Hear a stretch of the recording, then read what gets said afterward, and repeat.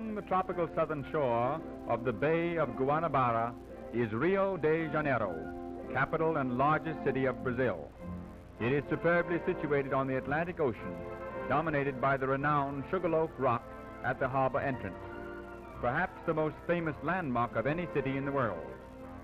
The Sugarloaf is one of the finest points from which to view Rio. The summit is reached easily and comfortably by way of an alpine trolley.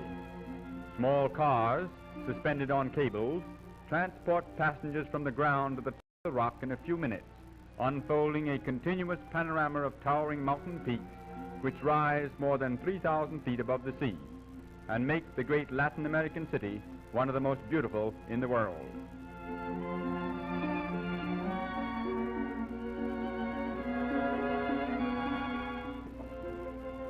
From the top of the rock, the great city is seen in its entirety. To the left, the Atlantic Ocean breaks upon the sands of the beautiful Copacabana beach. The better residential sections cluster about the bases of the mountains in the shadow of Corcovado, a dominating pinnacle rising above Botafogo Bay and surmounted by the gigantic stone figure of the Christ.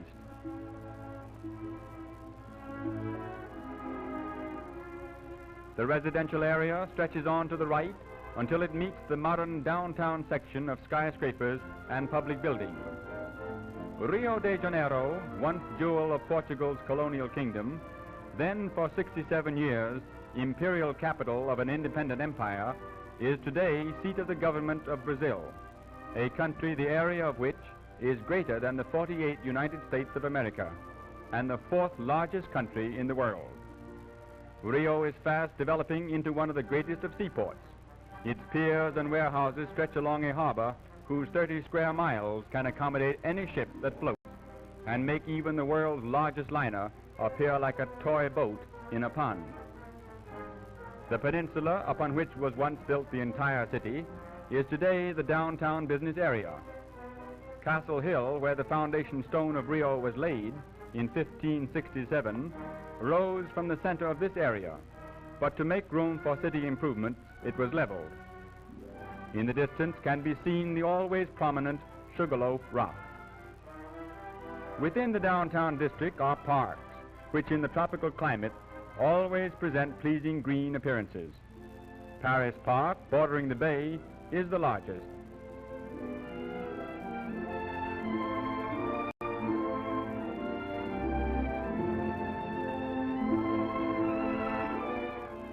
One of the show spots of Rio is the celebrated Mangué Canal, lined with 4 rows of towering royal palms.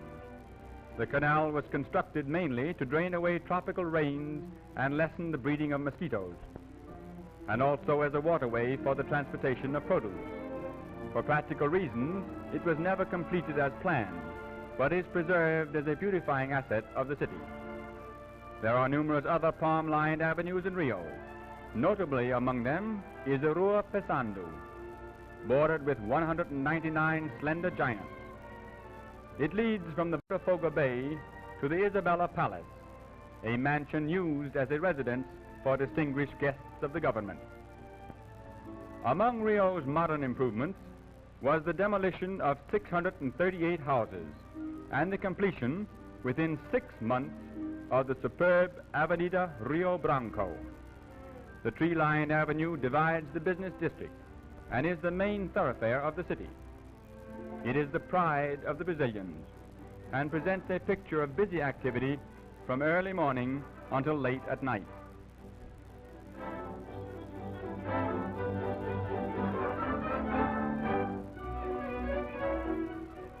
Intersecting the Avenida Rio Branco is the renowned Rua do Ouvidor, said to be the most famous street in South America and one of the most noted in the world. It is less than 1/2 mile long and not 10 feet wide from curb to curb, and through it no wheeled vehicles are allowed. It is a shopping street which caters to elegant and expensive taste, and it is claimed no finer articles than from the fashionable shops of the Ouvidor can be found anywhere in the world. Through the Avenida Rio Branco, no commercial vehicles, save buses and taxis, are permitted after 4 p.m. The avenue is a favored promenade of the Brazilians. There is an old law that prohibits one walking in the street without a coat, and though it is not enforced, passengers are forbidden to ride in first-class tram cars without collar and tie, shoes and socks. Persons not properly attired must ride in second-class cars to the rear. Near the end of the Avenida, fronting upon a small park, is the Municipal Theater and Grand Opera House, which was built at a cost of over $5 million. Facing upon the park are also a group of tall buildings, motion picture houses and cafes, an amusement block called Cinelandia. At the end of the square is Monroe Palace, in honor of the 5th President of the United States, James Monroe, whose doctrine so strongly manifested the friendly attitude of the United States toward Brazil and all South American countries. Before it, as in other parts of the city, are black and white mosaic pavements, copies of the sidewalks of Lisbon in Portugal. They are not only pleasing but durable, for the first paving stones came from England over 75 years ago, and many of them are still in use today. The city is lavishly embellished with monuments and statues. Surrounded by 4 aboriginal figures, symbolizing the 4 great rivers of the country, is the statue of Dom Pedro, proclaimer of independence and the first emperor of Brazil. The Avenida Rio Branco ends at the Avenida Beira-Mar, a beautiful waterfront boulevard which follows the curving shore for more than 6 miles, and from it is had vista after vista of the familiar Sugarloaf rising beyond the Botafogo Bay. Along the Beira-Mar, which means seacoast in English, there are numerous bathing areas, crowded on pleasant days with Rio de Janeiroans.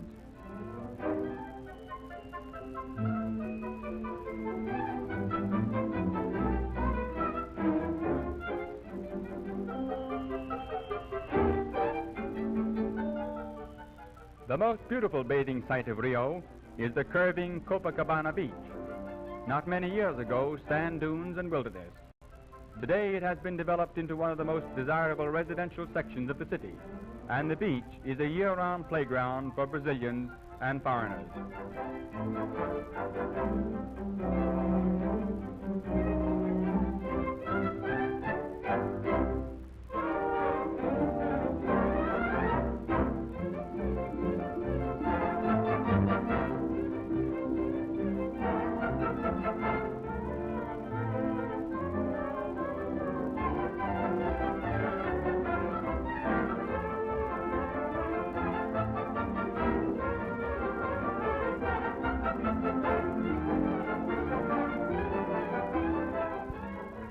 The second of the 2 outstanding landmarks of Rio is the perpendicular rocky peak Corcovado, the Hunchback, which looks down upon the city from a height of 3,312 feet.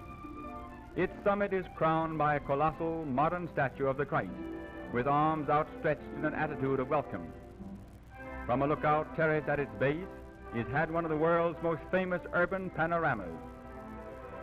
Historians disagree as to who was the discoverer of Rio, but most give the honor to Andre Gonçalves, who entered the bay on January the 1st, 1502, and believing it to be the mouth of a great river, named the place Rio de Janeiro, River of January.